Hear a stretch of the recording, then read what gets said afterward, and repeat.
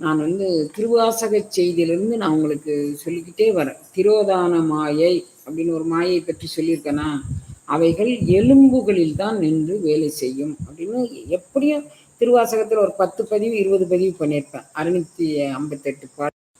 மாயை என்ன பண்ணும் அப்படின்னு கேட்டிங்கன்னா, நம்ம தலைக்குள்ளதான் அந்த திரோதான மாயை இருக்கும் குழந்தைங்களா. இப்ப நம்ம பூரகம், கும்பகம், ரேஷகம் பற்றி நம்ம பேசி யாரையும் ஒருத்தரை நம்ம நல்லா தான் பேசிக்கிட்டு இருப்போம், நல்லா தான் வச்சுக்கிட்டு இருப்போம். அவங்க நேரமா அல்லது நம்ம நேரமா தெரியாது. ஏதோ ஒரு வார்த்தை கடுக்குன்னு அவங்க நோக்கும்படியாக, அவங்க உடனே எகிரி நம்மளை நோக்கும்படியாக, நாம பதிலுக்கு எகிரி அவங்கள நோக்கும்படியாக. ஆக அந்த வினை அந்த வேலை சொல்றது புரியுதா குழந்தைங்களா? அது மாதிரி எங்களுக்கு இனி எல்லா பிறவிலும் நாங்கள் அதை செஞ்சு வந்துட்டோம் ஐயா. இனி நாங்கள் அதை செய்யக்கூடாது. எங்களுக்கு அதுல இருந்து விடுதலை வேணும் அப்படின்னு நினைச்சிட்டு நீங்க நல்லா கைதூக்கி இறைவனை நோக்கி ஒரு கும்பிடு போட்டு அப்புறம் நேரம் வந்துக்கோங்க. தீபம் அங்க உங்களுக்கு தீபம் இருக்கு. தீபம் ஏற்றி வச்சிருக்கீங்க. தீபம் தான் நமக்கு அனைத்துக்குமான சாட்சி. ஏன்னா இதுக்கு இடையில நான் உங்களுக்கு ஒரு செய்தி சொல்றேன் குழந்தைங்களா. நான் திருவாசக செய்தியிலிருந்து நான் உங்களுக்கு சொல்லிக்கிட்டே வரேன். திரோதான மாயை அப்படின்னு ஒரு மாயை பற்றி சொல்லியிருக்கேனா, அவைகள் எலும்புகளில் தான் நின்று வேலை செய்யும் அப்படின்னு எப்படியும் திருவாசகத்துல ஒரு 10 பதிவு 20 பதிவு பண்ணியிருப்பேன். 658 பாட்டு. உலக மாயை அது நம்ம என்ன பண்ணோம் அப்படிங்கக்கூடியது. அப்புறம் உலக மாயை, இதுவும் உலோக மாயை தானே. அப்படி ஒரு கண நேரம் உங்களை இந்த பக்கமாக இழுத்துட்டு கொஞ்ச நேரம் நிற்க வச்சிருச்சு தானே. அதனால நீங்க அந்த மாயை நம்மளை என்னெல்லாம் பண்ணும் அப்படின்னு நான் உங்களுக்கு சொல்லியிருக்கிறேன். அப்படிதானே. அந்த பூரக கும்பக ரேசகத்துல அந்த நம்ம 64 முறை கும்பிக்கிறது ஆளானிய சட முடியாது. 6 ஆண்டு காலம் நீங்க பயிற்சி எடுத்தாதான் 16 64 32க்கு கொண்டுட்டு வர முடியும். இல்லாட்டி உங்களை தூக்கி அடிச்சிடும். நீங்க அப்படித்தான் மூச்சு விடுவீங்களே தவிர மூக்காட மூச்சு விட மாட்டீங்க, திணறிடுவீங்க. அப்போ அந்த பூரக கும்பக ரேசகம் என்ன பண்ணும் அப்படின்னு கேட்டீங்கன்னா, இந்த இப்பிறவியிலேயே நமக்கு சில பல திரோதான மாயைகளாக இவைகள் எங்கே ஸ்டோரப் ஆயிருக்கு அப்படின்னா, மாயைங்கிறது மயக்கம் தரக்கூடியது. இவை எங்கே ஸ்டோரப் ஆயிருக்குன்னா நம்ம மூளைகள்ல தான் கொஞ்சம் ஸ்டோரப் ஆயிருக்கு. மூளை, மண்டை ஓட்டு இதெல்லாம் தான் ஸ்டோரப் ஆயிருக்கு. அப்ப இதை நம்ம வெளியேற்றணும் அப்படின்னு வச்சுக்கோங்களேன். இப்ப நான் இதை எதுக்காக இன்றைக்கு உங்களுக்கு ஒரு பதிவா சொல்றேன் அப்படின்னா, மகாலய பட்சம் ஆரம்பமாகின்றது. நீங்க என்ன பண்ணுங்க, மகாலய பட்சத்துல நம்ம எப்படியும் அதுல தினப்படியே நீங்க கொஞ்சம் காகத்துக்கு சாப்பாடு வைங்க அப்படின்னு சொல்லி ஒரு பதிவு போட்டீங்களா குழந்தைங்களா?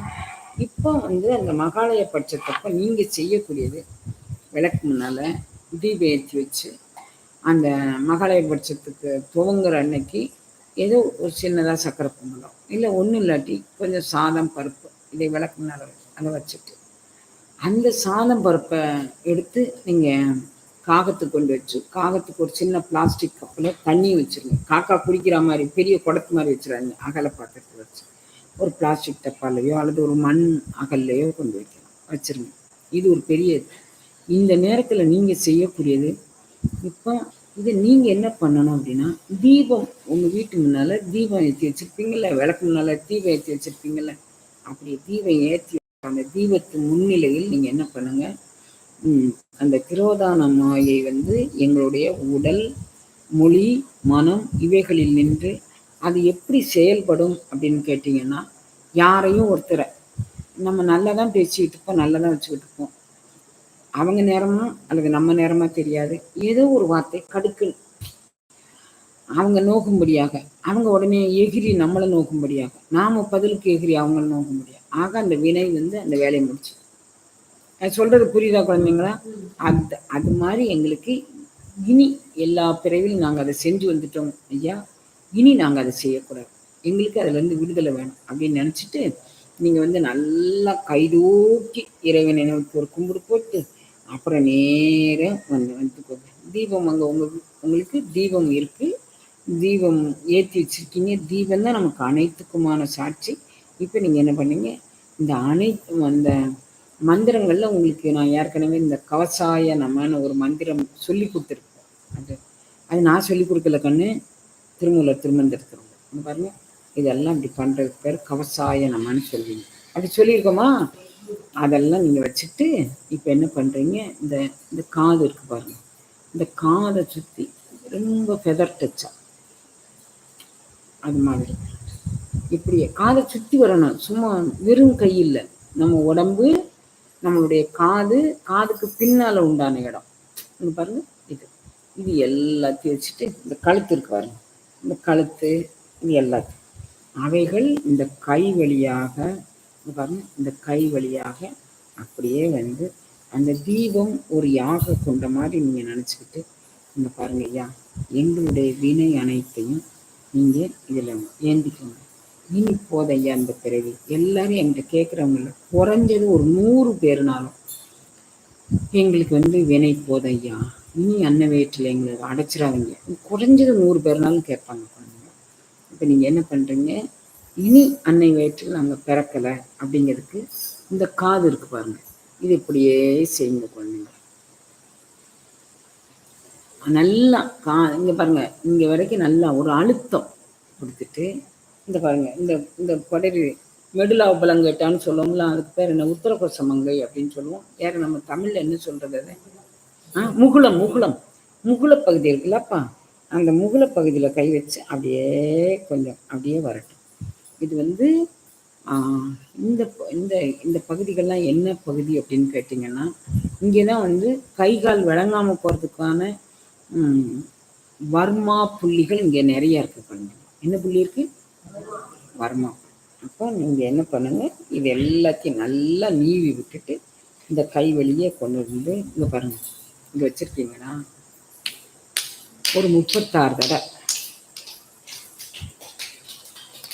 36 தடவைமா, இதுல ஒரு 36 தடவை எல்லாத்தையும் அப்படி நல்லா நீவி விட்டுட்டு அதுல அப்படியே ஆவிர் பாகம் பண்ற மாதிரி அப்படி அப்படி கொடுத்து அந்த தீபத்துல நீங்க ஏத்துக்கோங்க, தெய்வங்களே எங்களுக்கு இது வரைக்கும் சுமந்தது போதும் அப்படின்னு சொல்லி இப்படி உங்களால் மேக்சிமம் எவ்வளோ செய்ய முடியுமோ அவ்வளோ செஞ்சுட்டு கடைசியில் இந்த இறைவன்ட்டு அதை ஆக்குதி கொடுத்துட்டு கடைசியில்